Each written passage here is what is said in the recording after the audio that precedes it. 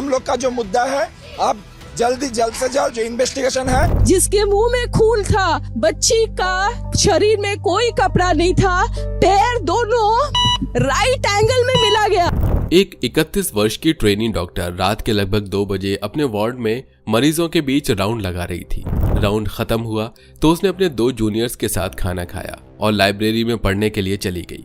लेकिन जब सुबह हुई तो पूरी दुनिया हैरान रह गई। वैसे तो वो पुलिस का खबरी था और पुलिस के माध्यम से जनता की सेवा ही किया करता था, लेकिन उसने कोलकाता के आरजी कर मेडिकल कॉलेज में कुछ ऐसी घुसपैठ बना ली कि एक बाहरी व्यक्ति होने के बावजूद वो बिना रोक टोक कॉलेज के भीतर आया जाया करता था। लेकिन उसने जो कांड किया उसे देखकर आज वो तमाम अधिकारी, कॉलेज का स्टाफ और कर्मचारी पछता रहे होंगे, जिन्होंने उसे कॉलेज में आने जाने के लिए फ्री एक्सेस दिया और उसके आने जाने की हर एक्टिविटी को इग्नोर किया। मेरा ख्याल है आप इंसिडेंट के बारे में तो समझ गए होंगे। हम बात कर रहे हैं कोलकाता रेप केस की। मीडिया के जरिए पब्लिक डोमेन में जो भी इंफॉर्मेशन इस केस के बारे में है, उससे मन में कई सवाल खड़े होते हैं कि आखिर उसने विक्टिम के साथ इतना क्रूर व्यवहार क्यों किया। क्या उनकी पहले से कोई दुश्मनी थी या फिर सडनली ऐसा हो गया। कॉलेज स्टाफ, पुलिस के साथ साथ वेस्ट बंगाल गवर्नमेंट की ऐसी क्या मजबूरी थी कि इतने बड़े इंसिडेंट को सुसाइड बताने की कोशिश की गई। आइए जानते हैं इस वीडियो में। ये घटनाक्रम 9 अगस्त की रात का है। पश्चिम बंगाल की राजधानी कोलकाता के आरजी कर मेडिकल कॉलेज में एक ट्रेनी डॉक्टर पोस्ट ग्रेजुएशन की पढ़ाई कर रही थी। इसके साथ ही मरीजों की देखभाल भी कर रही थी। वो अपनी पढ़ाई के 2nd ईयर में थी और 8 अगस्त की रात नाइट ड्यूटी कर रही थी। रात के लगभग 11 बजे उसकी अपनी माँ से बात हुई। माँ ने उसे अपने बारे में बताया और उसका हालचाल पूछा तो उसने बताया कि वो ठीक है और आज उसकी नाइट ड्यूटी है। लगभग 2 बजे वो डॉक्टर अपने वार्ड में राउंड लेने के लिए जाती है। जिस मरीज को दवाई की जरूरत थी उसे दवाई देती है। मरीजों की देखभाल करने के बाद जब वो वापस अपनी ड्यूटी पॉइंट पर आती है तो अपने 2 जूनियर से पूछती है कि आप लोगों ने खाना खाया क्या। तो वो कहते हैं कि नहीं मैडम, हमने तो खाना नहीं खाया है। तो वो डॉक्टर बोलती है कि चलो अपने साथ में खाना खा लेते हैं। इसके बाद तीनों एक साथ खाना खाते हैं और खाना खाने के बाद वो डॉक्टर कहती है कि वो काफी थक चुकी है। सेमिनार हॉल के नजदीक बनी लाइब्रेरी में वो चली जाती है। उसके बाद 9 अगस्त की सुबह जब मेडिकल कॉलेज के छात्र सेमिनार हॉल में पहुंचते हैं तो उनके हाथ के तोते उड़ जाते हैं। आंखें फटी की फटी रह जाती हैं क्योंकि उनके सामने 31 साल की वो ट्रेनी डॉक्टर की हाफ नेकेड बॉडी थी।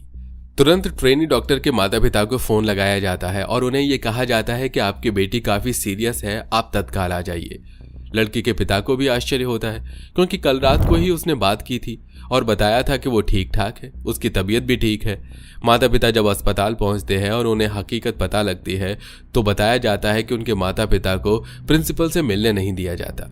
यहाँ तक कि अपनी बेटी की डेड बॉडी को देखने के लिए भी माता पिता को 3 घंटे का इंतजार कराया जाता है। बॉडी के हर हिस्से पर चोट के निशान थे।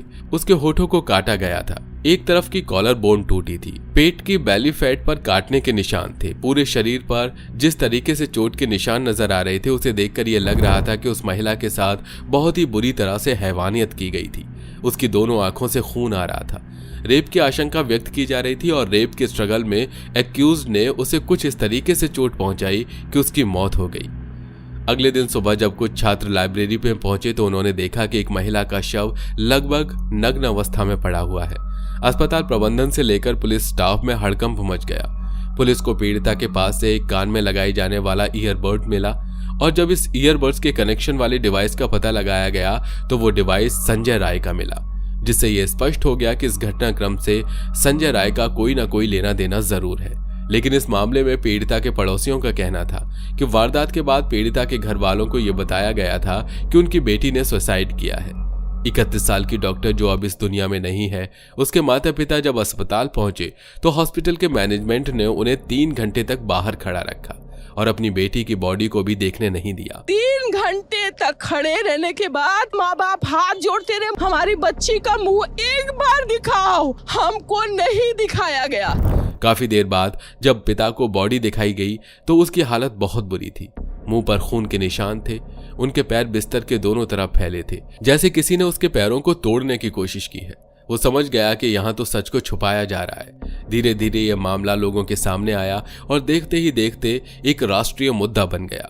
पश्चिम बंगाल में महिलाओं की सुरक्षा पर सवाल उठने के साथ साथ सबसे महत्वपूर्ण अस्पताल में डॉक्टर के वर्क प्लेस पर सुरक्षा का खड़ा हो गया। इस मामले में जिस संजय राय नाम के व्यक्ति का नाम सामने आ रहा है, उसकी गाड़ी पर पुलिस लिखा हुआ था, लेकिन सच्चाई यह है कि वो पुलिस डिपार्टमेंट में काम नहीं करता था। वो पुलिस के लिए केवल एक खबरी का काम किया करता था। गवर्नमेंट आरजी मेडिकल कॉलेज में उसका अक्सर आना जाना था। मैनेजमेंट ने उसे किस आधार पर इस तरह आने जाने की परमिशन दे रखी थी, ये तो जांच का विषय है, लेकिन इसी परमिशन का उसने लाभ उठाया था जिससे कि वो इस अपराध को अंजाम दे सके। पश्चिम बंगाल में विपक्ष की बात करें तो भाजपा नेता सुवेंद्र अधिकारी ने लोगों के साथ प्रदर्शन किया और सबूत से छेड़छाड़ का आरोप लगाया। उनका कहना था घटना को कोई और ही रंग देने की कोशिश की जा रही है। रात में यह घटना घटी और सुबह मेडिकल कॉलेज के डायरेक्टर सुशांत राय और डॉक्टर अभी तक वहां गए थे, जिस पर सवाल खड़े होते हैं। महिला की ऑटोप्सी रिपोर्ट ने घटना के बारे में जो जानकारी सामने रखी है, उसने तो लोगों को हिलाकर रख दिया है। महिला की पोस्टमार्टम रिपोर्ट के बारे में बताते हुए डॉक्टर सुवर्ण गोस्वामी ने एक मीडिया चैनल से कहा कि पीड़िता के शरीर पर जिस तरीके के चोट के निशान मिले हैं वो किसी एक व्यक्ति के द्वारा किए गए हों, ऐसा नहीं लगता। ऐसा संभव ही नहीं है कि उन्होंने कहा कि फॉरेंसिक एक्सपर्ट में जो सैंपल लिए हैं उसमें दिवंगत लेडी डॉक्टर के प्राइवेट पार्ट में काफी मात्रा में सीमेन मिला है। पीड़ित महिला के वेजाइनल पार्ट में 151 ग्राम वीर्य मिला है। इससे यह पता चलता है कि इस मामले में एक से अधिक व्यक्तियों के शामिल होने की संभावना है, यानी उसे पीड़िता के साथ रेप नहीं बल्कि गैंग रेप हुआ है। शासन प्रशासन ने जिस तरीके से आनन फानन में प्रिंसिपल को हटाया और उसे दूसरी जगह प्रिंसिपल बना दिया गया, यह भी शासन की मंशा पर सवाल खड़ा करता है। कॉलेज के प्रिंसिपल संदीप घोष पहले एक्टिव नहीं थे। अदालत ने उनको लंबी छुट्टी पर जाने के लिए कहा। कोर्ट ने इस बात पर भी आश्चर्य जताया कि सोमवार को जब वो इस्तीफा दे चुके थे तब उन्हें शहर के दूसरे मेडिकल कॉलेज में तत्काल प्रिंसिपल क्यों बना दिया गया।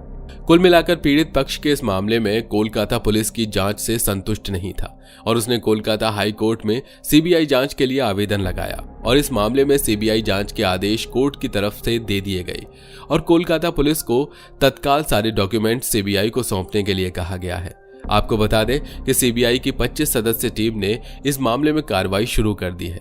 गिरफ्तार अभियुक्त संजय राय सीबीआई की कस्टडी में है और सीबीआई उससे पूछताछ कर रही है। अगर हम इस मामले में संजय राय के बारे में बात करें तो उसका अपना एक आपराधिक रिकॉर्ड है। संजय राय पुलिस का सहयोगी होने के साथ साथ एक सेक्स एडिक्ट भी है। उसके फोन में कई सारे पोर्न वीडियो मिले जिन्हें वो देखता था। उसने 4 शादियां की, 4 में से एक भी बेबी उसके पास रह नहीं पाई। उसकी विकृत और हिंसक यौन क्रियाओं से परेशान होकर उसे छोड़कर चली गई। इसके अलावा संजय राय पर कई क्रिमिनल ऑफेंस भी दर्ज हैं। यह वीडियो आगे भी जारी रहेगा। हमारे जिन साथियों ने चैनल को अभी तक सब्सक्राइब नहीं किया है वो सब्सक्रिप्शन का बटन दबाकर नोटिफिकेशन बेल को जरूर ऑन कर लें ताकि हमारे आने वाले वीडियो बिना किसी रुकावट के देख सके। इस घटना के विरोध में basically resident doctor association action ले रहा है। पीड़िता को न्याय दिलाने के लिए धरना प्रदर्शन और हड़ताल की जा रही है। कुल मिलाकर पश्चिम बंगाल की कानून व्यवस्था पर सवाल उठ रहे हैं। सवाल उठाने वालों में विपक्ष से लेकर पश्चिम बंगाल के राज्यपाल सीवी आनंद बोस भी शामिल हैं। इस बीच एक मॉब ऐसा भी था जिसने कोलकाता मेडिकल कॉलेज पर हमला कर दिया। इस मामले को लेकर पीड़ित पक्ष और विपक्ष ये दावा कर रहा है उस भीड़ ने बेसिकली उस प्रीमाइसिस को नुकसान पहुंचाया जहां इस घटनाक्रम से जुड़े एविडेंस हो सकते हैं। आप इस घटना को किस रूप में देखते हैं? क्या सचमुच पश्चिम बंगाल की सरकार इस घटना की जांच को लेकर गंभीर नहीं है और मामले को दबाने की कोशिश कर रही है? क्या सीबीआई जांच से सच सामने आ जाएगा और पीड़िता के असली आरोपियों को सजा मिल पाएगी? ऐसे बहुत सारे सवाल हैं जिनके जवाब मिलना बाकी है। उम्मीद है कि आने वाला वक्त इन तमाम सवालों के जवाब जरूर देगा और पीड़िता को न्याय मिलेगा। वीडियो आपको कैसा लगा कमेंट बॉक्स में लिखकर जरूर बताइएगा। वीडियो को लाइक करके अपने दोस्तों के साथ शेयर करिए ताकि पीड़िता की ये कहानी और भी लोगों तक पहुंचे। फिर मिलेंगे नई वीडियो में, तब तक के लिए जय हिंद, जय भारत, वंदे मातरम।